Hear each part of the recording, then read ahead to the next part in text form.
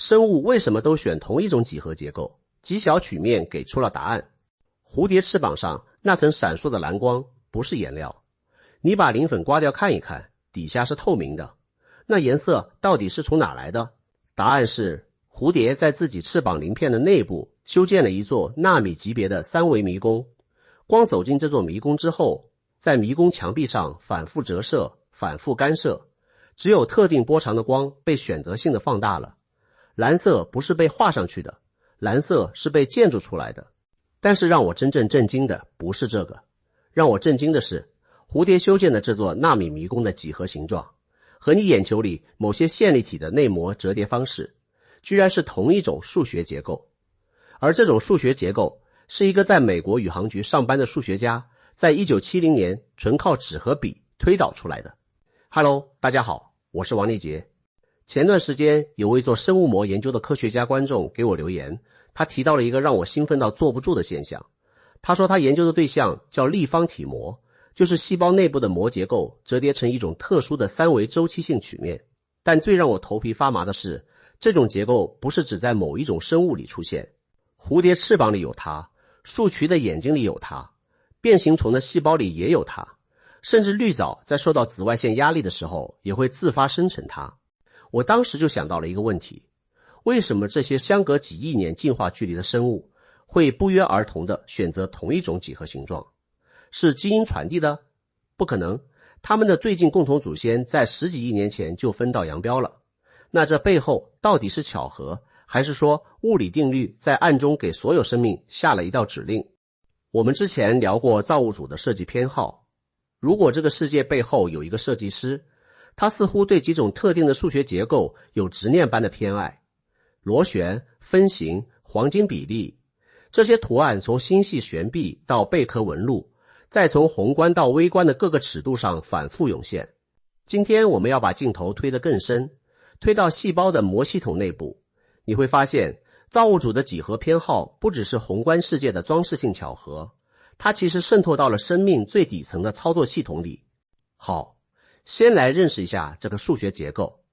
1967年，一位叫艾伦·舍恩的数学家加入了美国宇航局电子研究中心，担任几何应用办公室的负责人。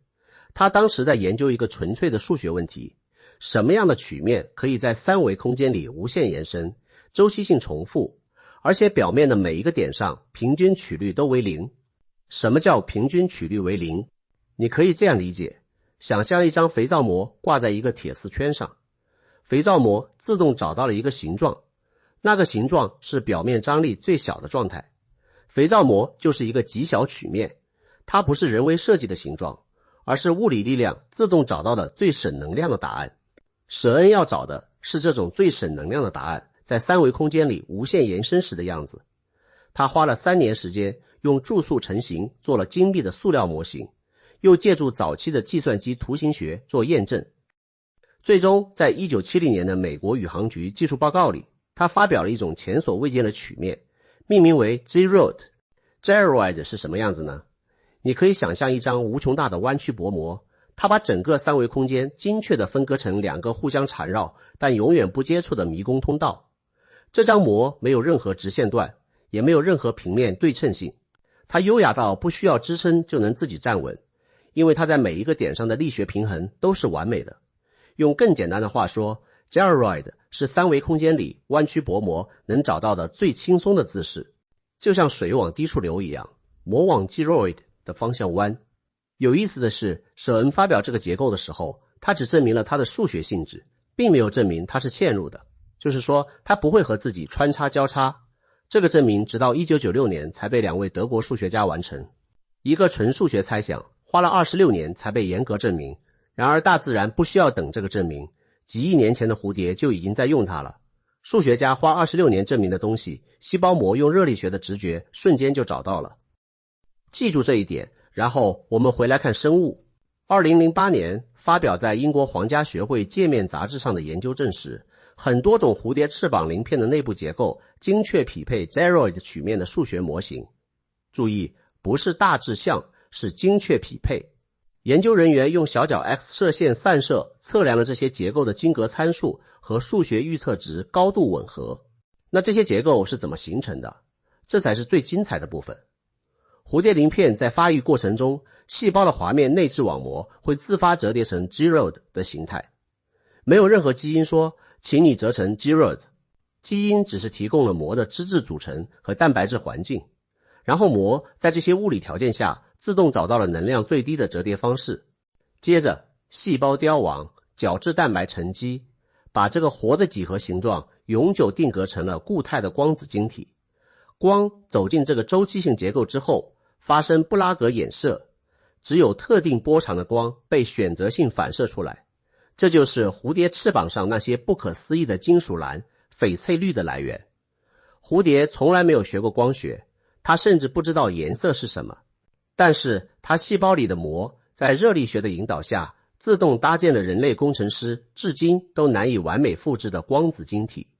2017年发表在科学进展上的论文更进一步指出，蝴蝶翅膀里的 gyroid 的结构是细胞内膜发育过程的一个时间冻结的快照。换句话说，你看到的蝴蝶翅膀上的颜色其实是一个细胞在死亡瞬间的模形态被永远保存了下来，这个画面本身就够诗意的了。一个活细胞在生命的最后时刻把自己折叠成了一种数学上最完美的形状，然后以这个姿态凝固，变成了你在阳光下看到的那抹蓝。顺便说一句，人类的材料科学家一直在试图复制蝴蝶的这种光子晶体，因为它的光学性能太优秀了，不用任何颜料就能产生高纯度的结构色。但到目前为止，在纳米尺度上精确复制 gyroid 结构仍然是一个巨大的工程挑战。蝴蝶用一套自组装的生物化学过程就搞定了的事情，人类用最先进的纳米加工技术都做不到完美。好，蝴蝶说完了。现在看一个更让人震惊的例子。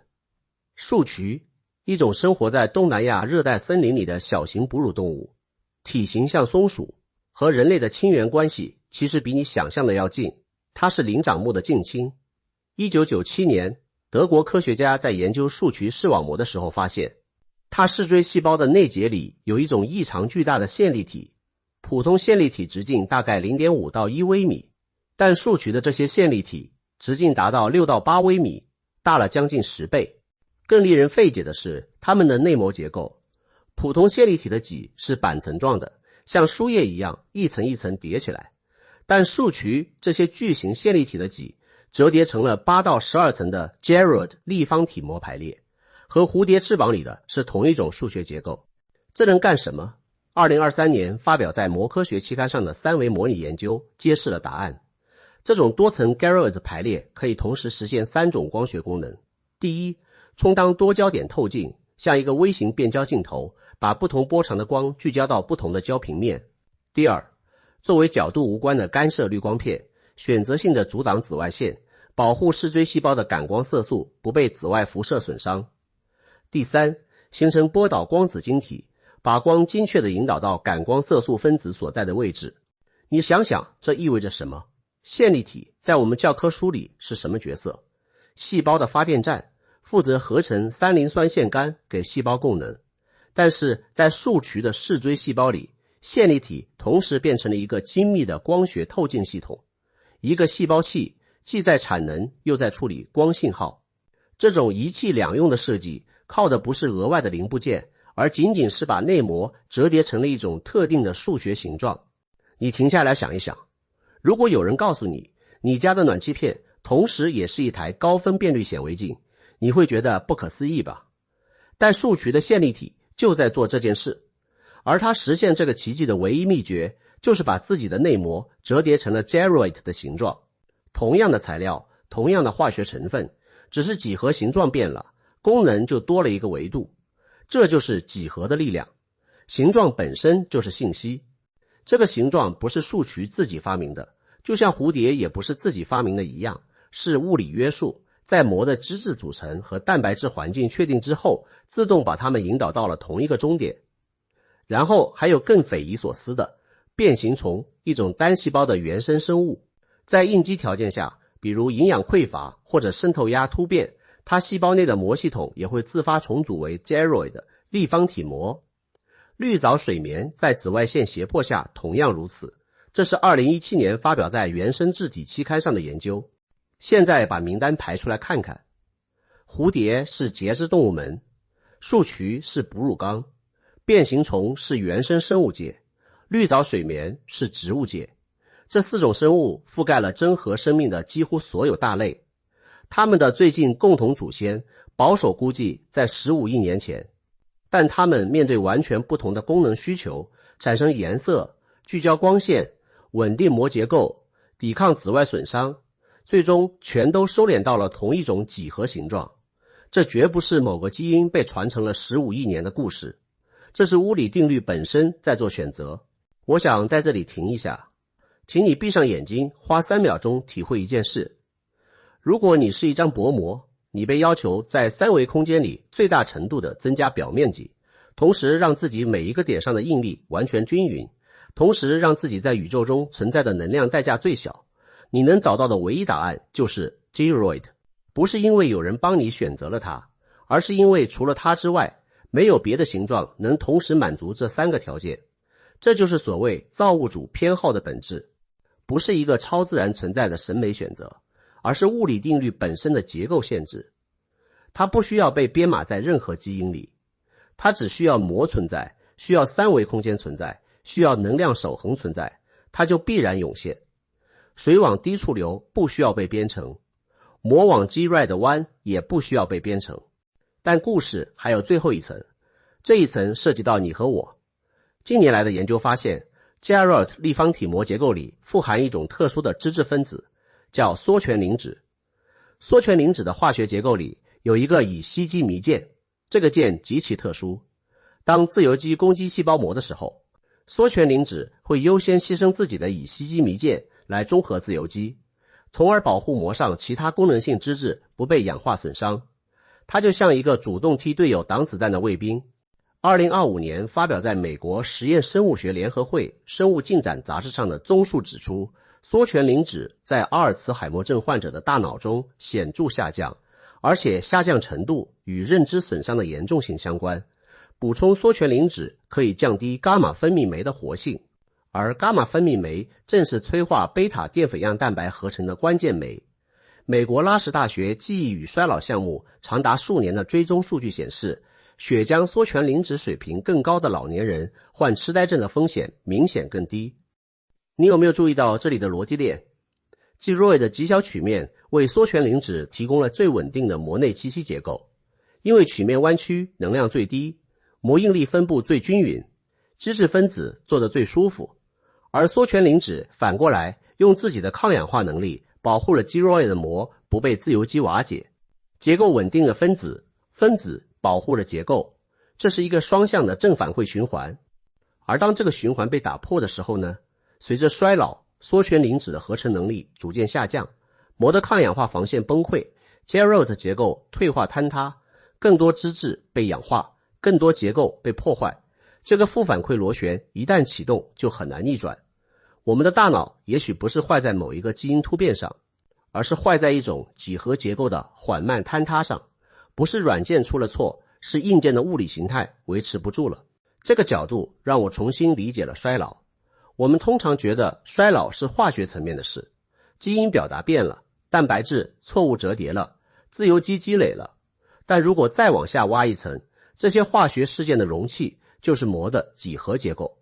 容器的形状决定了里面的化学反应能否正常发生。当容器的形状从 Geroid 这种最稳定的极小曲面退化为普通的无序结构，容器里的化学也就跟着乱了。所以也许衰老的本质之一是几何退化，是物理形态先崩溃，化学功能再跟着崩溃。好，最后来把今天的线索收一收。1970年，一个在宇航局上班的数学家在纸上推导出了一种理论曲面。50多年后，生物学家在蝴蝶翅膀、树曲眼球、变形虫细胞、绿藻叶绿体里反复发现这同一种结构。再然后，医学研究者发现，这种结构里面安住了一种脂质分子，可能是大脑对抗衰老和退行性疾病的关键防线。一个数学家的笔尖，一只蝴蝶的翅膀，一个阿尔茨海默症患者正在坍塌的大脑，他们之间的距离原来只有一张极小曲面的厚度。但今天最核心的问题不是这些具体应用，我想把这个问题留给你，一个纯粹从能量最小化原则推导出来的数学形状，为什么恰好是生命解决光学难题、结构难题、生化难题的万能钥匙？是宇宙的数学底层恰好适合生命，还是生命只能存在于这种数学底层之上？这两句话听起来像是在说同一件事，但指向完全不同。前者意味着宇宙是先存在的，生命是后来的适应者；后者意味着也许这种数学结构本身就是生命的必要条件之一，就像水和碳一样，只是我们还没把它写进教科书。你怎么看？你倾向于哪一种？我真的很好奇你们的想法。我是王立杰，我们下期见。